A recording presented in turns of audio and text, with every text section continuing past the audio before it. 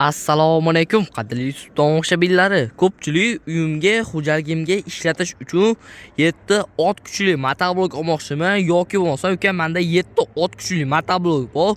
Unga qanaqa agregatlaringdan ham bor. Menga shuni video obzor qilib chiqargan ekan. Shu agroservis do'koni bugun barcha motobloklarimizga qanaqa agregat borligi hamda original motoblok qaysiligini tanishtirib o'tib ketadi. Ko'pchilik so'rayapti uka, menga quvvat tomoni, sifat tomoni eng zo'r bo'lsa hamda eng baquvvat bo'lsin degan akalarimiz uchun original har doim aytamiz, Texa firmani Germaniya texnologiya asosida ishlab chiqarilgan motoblok hisoblanadi. Original deyishim sabab motorlar 170F motor, moddachilar bilan jihozlangan, korobkalar esa 450 talik korobka hisoblanadi. Rullari juda ham uzun qilib ishlangan. Rulli uzunligi sababi aravada o'tirgan holatda ham bemalol yeta olasiz akalar. Oldiga ikkitadan, orqaga bittadan skollar mavjud. Dishlar, aylanma dishlar aravamizda o'tirish, oyoq qo'yish joylari hammasi taxtidan hisoblanadi akalar. Aravamizni hamma yo'g'i ponni konteynerliklardan qilingan bo'ladi. Burchaklarni o'zimiz profilga o'xshatib bukib qo'yganmiz. Balonlar esa skuter balonlardan qo'yilgan bo'ladi akalar. Kimga mana shunaqa 7 ot kuchli motoblok kerak bo'ladigan bo'lsa yoki orqasidagi aravasi kerak bo'ladigan bo'lsa, ekrandagi nomerga aloqa qilib qo'yasizlar. Endi akalar, buni bitta yurishlarni qanaqa ishlashini ko'rib olamiz. U holda videomizni boshladik.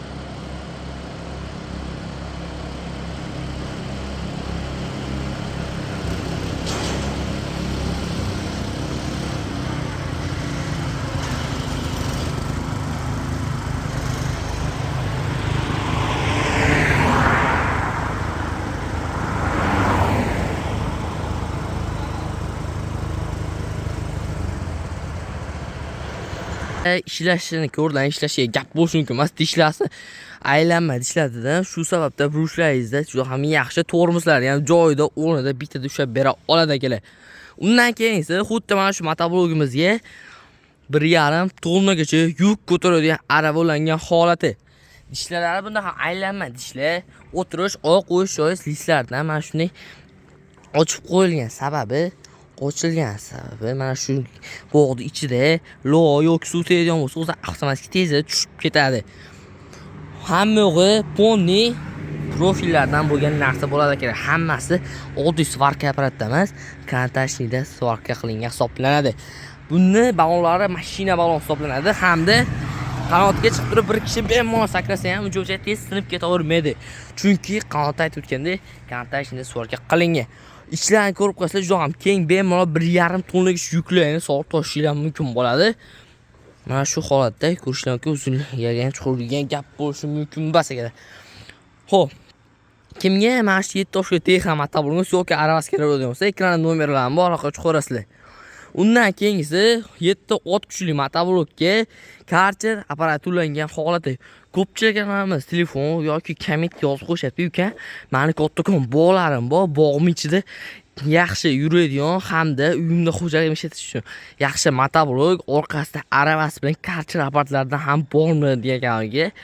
Hozir 7 ot kuchli Texa motoblogimizga orqasida 1,5 tonnagacha yuk ko'taradigan aravamizga karter apparati uстановка qilingan holati. 350 litrlik yo'nkisi, mana shunday bitta karter apparati va bitta pistoleti 30 metrgacha bo'lgan shlankalar bo'ladi. Xo'p, karterimizni tanishtiramiz. Karterimiz original Texa firmani Germaniya texnologiya asosida ishlab chiqarilgan karter apparati bo'ladi. Karterlar esa kattakon 90 talik karter bo'ladi. bemalol 3 kishi bilan seçishing mumkin bo'ladi. Mashina yurida ekanmiz yoki katta mashina baland daraxtlar bor ekanimizdan bemalol olib ishlatishingiz mumkin bo'ladi. kimga kerak bo'lgan bo'lsa, ekran nomerini barq qo'yib qo'yasizlar. Yo'q bo'lmasa, bularni hammasini yig'gan akalarimiz boshqa turdagi agregat so'rab turgan akalarimizga ham xohlagan agregatdan bu 760 TH motoblokga ko'rishlar mumkin. Bir korpusli plug qo'yilgan holati. Bir korpusli plug. Xo'p. Ariq o'sha ochmoqchi bo'lgan pog'izni solasiz va motoblogingizga yurasiz. Bu o'zi bir tomonga ochib ketadi. Turpog'ini bir tomonga tashlab, ikki tomonga emas. Xohlaganlar bemalol kerak xarid qo'shishlar mumkin bo'ladi.